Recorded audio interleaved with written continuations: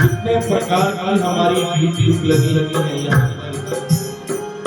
कभी कभी रिश्ते का फर्क निभाना है, कभी कोई फर्क निभाना है, मतलब पूरी तरह पाया है पाया है। जब भी ऐसा प्रयास करता हूँ कि आप यहाँ करता हूँ तो ये संसार रास्ते को खींच लाता है। तो मैंने तो अपनी पूरी कोशिश करके देखी, जितनी मुझ में बुद्धि है या कुछ भी अनुसार जो भी प्रयास समझ आए कहने के लिए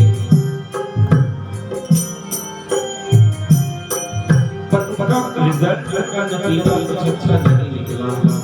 हाँ आपकी कृपा है, आप अपने दर पर बुलाते हैं, कृपा करते हैं तो आपका नाम ले लेते हैं।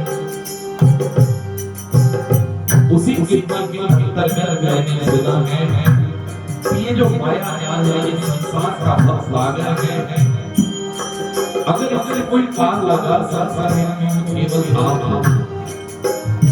ये मुझे किसने बताया? जो आपके प्रेमी है, जिन्होंने आपको पाया, ये जो संत है, ये मेरे गुरुवर हैं, इन्होंने बताया। सुनता मैं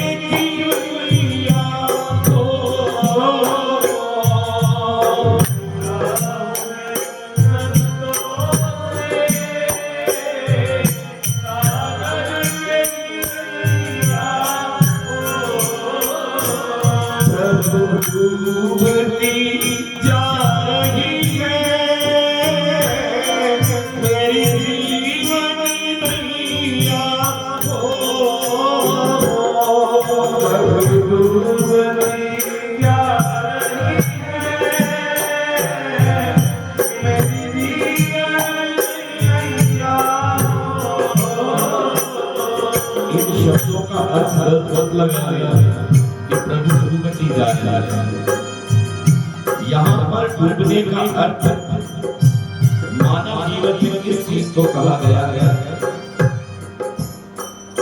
हमारी जो वर्तमान में जो जीवन है, हमारे सारे उस चीज को देखकर नहीं कहा जाता। वो तो कर्म लोग हैं जो बीजा में काट रहे हैं, पर नैया कैसे बदलती जा रही है? नैया इस प्रकार बदलती जा रही है, इतना जीवन जीवन से बीत गया है। मैं तुम्हें समझा आपको रिझा नहीं सका, आपका नाम नहीं ले सका, आपका सेवा नहीं कर सका, तो इसलिए मेरी ये नैया डूब रही है। इन शब्दों का यहाँ पर ये है कि डूबती नैया किस प्रकार बचाया जा सकता है कि अगर मेरी जीवन नैया का जब आप पकड़ ले, अपने दर पर मुझे अपनी सेवा दे,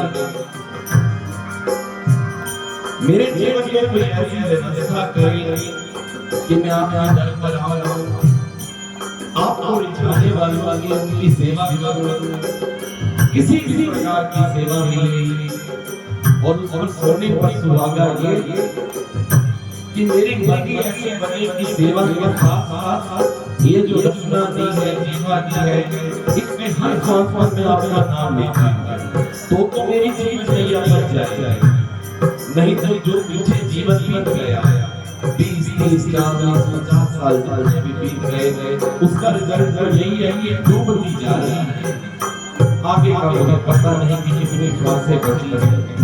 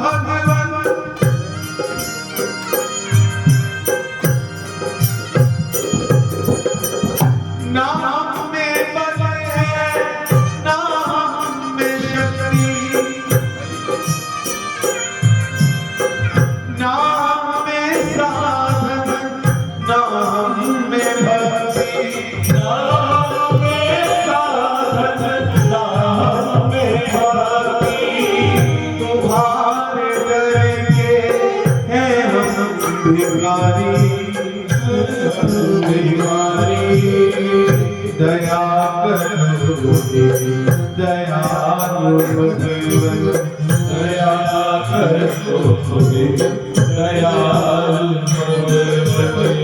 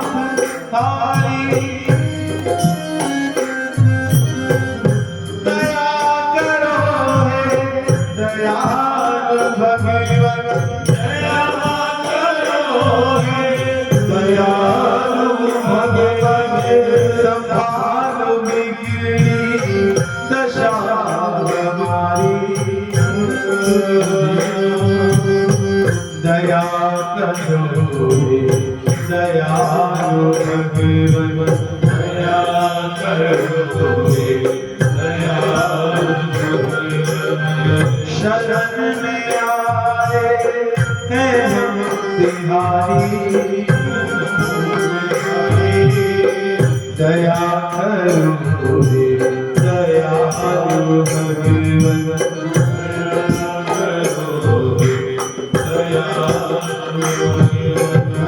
युवती जा रही है मेरे जीवन नैया ओ युवती जा रही है मेरे जीवन नैया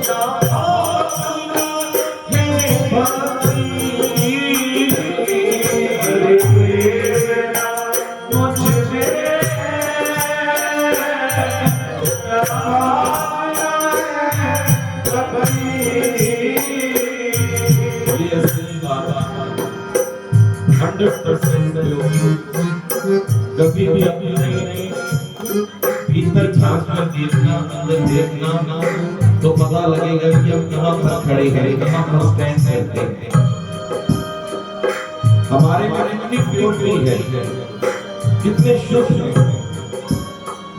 बोलते हैं, तिलक लगाते हैं, भजन गाते हैं, आंसू भी बहाते हैं, पर कितनी शुद्धता है ये तब पता लगेगा जब दरबार में था। तो इसलिए ये जो संकीर्तन सभाएं होती हैं, जब ऐसा अवसर मिलता है कि हम इनके सामने बैठकर इनका गुणगान गाते हैं तो मन लगता है। वो तो हाथ फैलाकर बैठा है, अगर हम ड्रामा करेंगे तो उसमें हमारा उसको सब नजर आ रहा है। हमने अपने आप को उसके आगे कैसे पेश रखना है। प्रभु प्रेम का मूर्ति है, प्रेम का कोई चीज नहीं। अगर कहीं प्रेम है तो उसके पीछे मेरा स्वार्थ भाव ही नहीं। भक्ति तो बहुत बहुत की बात है, पता नहीं वो जीवन जी उतरेगी नहीं। तो ये मेरे गुण हैं सरकार का। अब आपने मुझे अपनाना और प्रेमी के लिए क्या मैं इस बात का ध्यान रखें। सर कहते हैं कि सरकार ऊपर की फोटो नहीं देखते, अंदर की देखते। जिस प्रकार एक्सरे मशीन में जब एक्सरे निकलता है तो उसके भीतर का सब पता लगता है कि अंदर कौन सी समस्या चल रही है, कौन सी बीमारी है, तो भीतर का नजर आता है। उसमें ऊपर की शक्ल सूरत नहीं नजर आती है, तो क्या नहीं। तो उसी प्रकार हमारे पास एक्सरे तो ये भीतर देखते हैं कि कभी भी ऐसी कोशिश मत करना फिर उनके सामने जाके ड्रामा करने लगना। संसार के आगे जितना मर्जी करो, जो मर्जी करो, ढोलक लगाओ, गाना करो, पर जब इनके आगे आ जाना है बिल्कुल जो अंदर है वो बाहर नजर आता है। तो उसमें हमें अफसोस मिलेगा। ये भी अजमाई हुई बात है। अगर कभी प्रैक्टिकल करके देख लेना तो उसमें आपको सोच मिलेगा। जब आप अपना बिल्कुल सत्य बताओगे और इससे क्या छुपाना। हमारे भैया के भजन बोलते तू सब जानता है, तू सब जानता है, तुझसे क्या छुपाना, तुझसे क्या छुपा हुआ। इनको बोल देख ले प्रभु तेरा मुझसे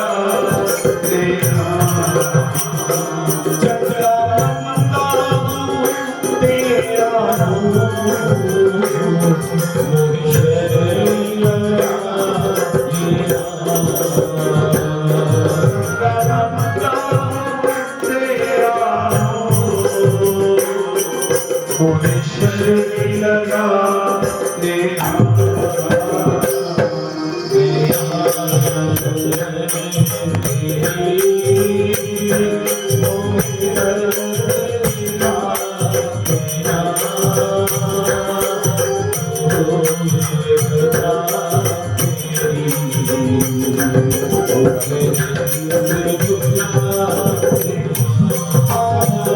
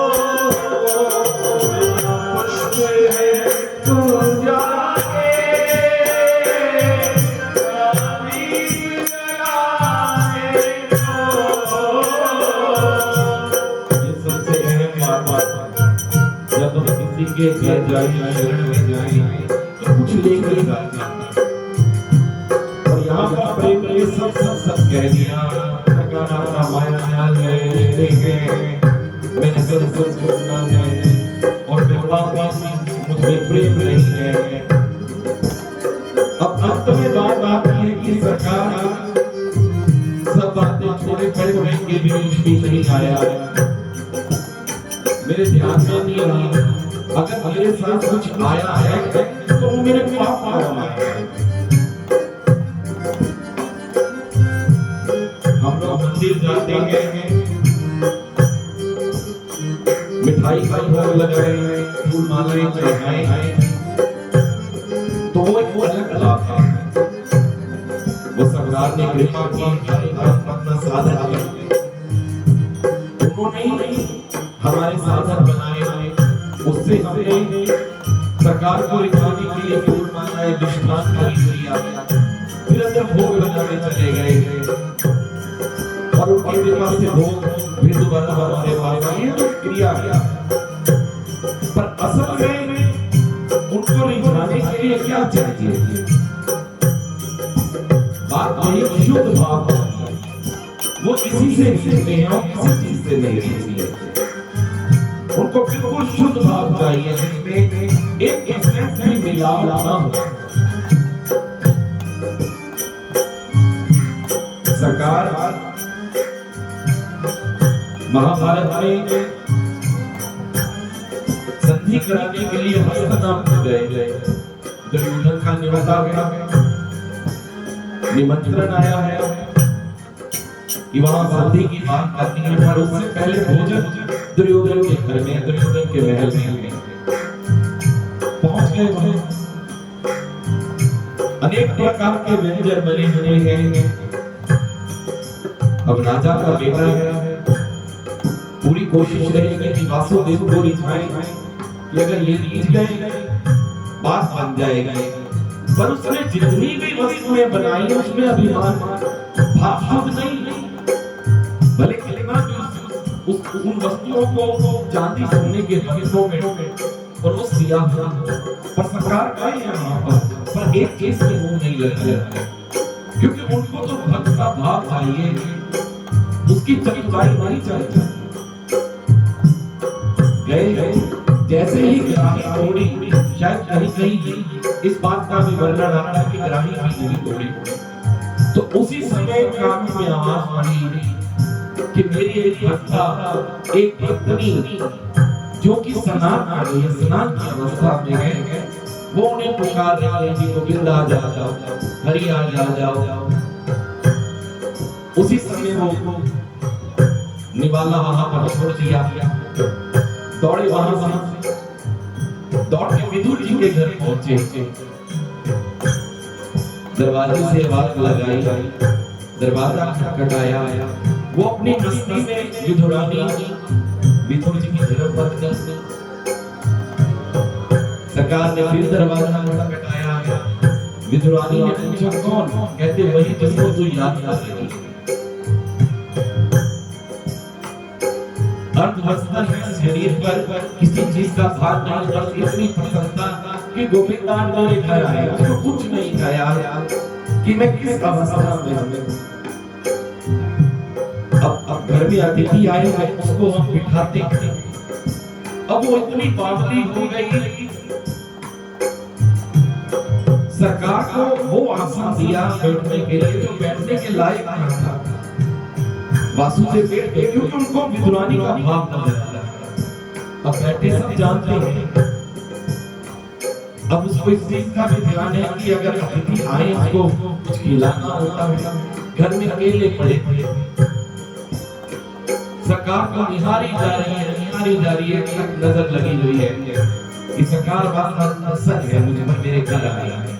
उसको किसी चीज की बात का ध्यान नहीं कि मेरे शरीर पे अर्धवस्त्र है, वासुदेव श्री कृष्ण को मैंने कहां पर बिठा डाला, और जिनके लिए मुझे अनेक प्रकार के व्यंजन बनाने चाहिए, क्या खिला रही है, केले छील रही है, जो कुटली है केला है उसको जमीन पे गिरा रही है और छिलके सरकार के मुंह को लगा रही है और सरकार खा रही है।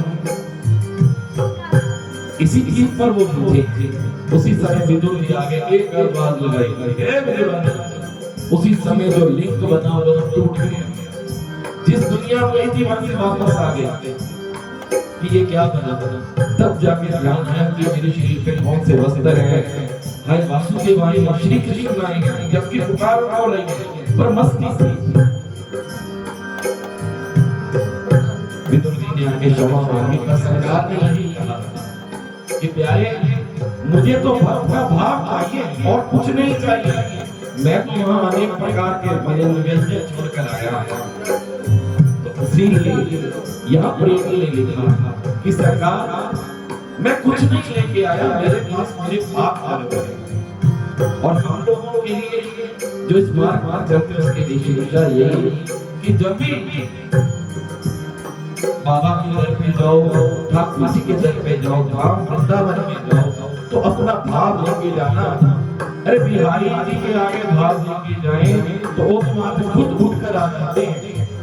ऐसे अनेक को हजारों लाखों उदाहरण हैं, पर्सनल एक्सपीरियंस है भक्तजनों। लिया तो मैं कुछ भी नहीं,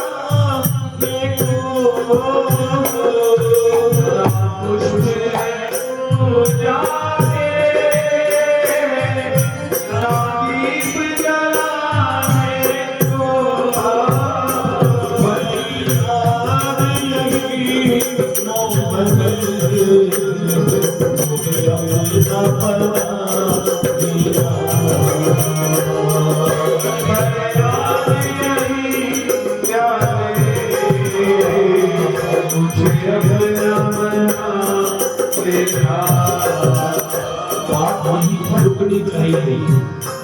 बस यही फरियाद करना सरकार में जैसा भी गंदा गंदा पापी मुकर्री हूँ, मैं तो अवगुणों से भरा हूँ, पर जैसा भी हो आपका ये रिश्ता ना टूटने देना और ये शब्द भी ना कभी छोड़ना। फरियाद यही प्यारे मोहे अपना